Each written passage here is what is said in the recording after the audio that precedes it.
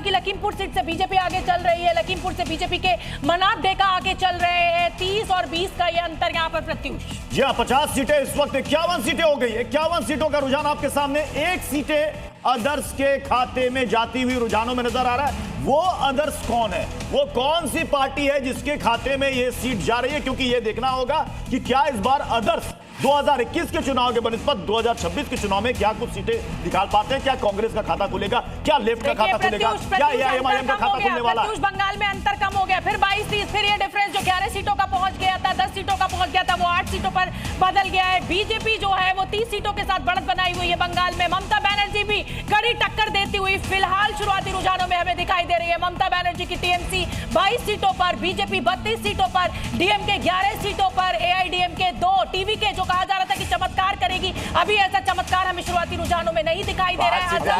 5 नई पार्टी, नई नवेली पार्टी है, बिल्कुल नई नवेली पार्टी है। चुनाव में अगर 5 सीटें भी रुझानों में उनके बढ़ते हुए नजर आ रहा है, इसका मतलब कि जो वहां पर स्टार लोगों का जो जलवा है ना, वो यहां पर नजर आ रहा है कि वो उतरते हैं और चुनावी मैदान में भी ताल ठोकर के चुनावी जीत दर्ज करते हैं। मुझे लग रहा है प्रत्युष एकदम क्लियर स्वीप की तरफ कांग्रेस पार्टी जो है हारती हुई क्लियर स्वीप की तरफ बीजेपी बढ़ रही है। 23 सीटों के साथ यहाँ पर 9 सीटों पर कांग्रेस ने बढ़त बनाई हुई है। यानी असम में 32 सीटों का जो रुझान हमें मिला है उसमें 23 सीटें, यानी एक जिसे कहा जा रहा था कि हेमंत बिस्वा शर्मा को का विजय रथ रोकना नामुमकिन है, वो ऐसा भी शुरुआती रुझानों में दिखाई दे रहा है। लेकिन 9 सीटों का डिफरेंस जो है बंगाल बहुत ज्यादा। असम में की बात करें तो असम का डिफरेंस बहुत ज्यादा, 25 सीटें कांग्रेस, 9 सीटें। लेकिन यहां सबसे दिलचस्प मुकाबला चल रहा है पश्चिम बंगाल में। 22 और 33, कभी ये डिफरेंस हो जाता है 5 से 6 का, कभी डिफरेंस 12 का हो जाता है। देखिए 24 और 33, जितनी तेजी से हम बोल रहे हैं उतनी ज्यादा तेजी से यहां पर टैली बदलते जा रहे हैं रुझान में। देखिए 24 और 33, 9 सीटों का,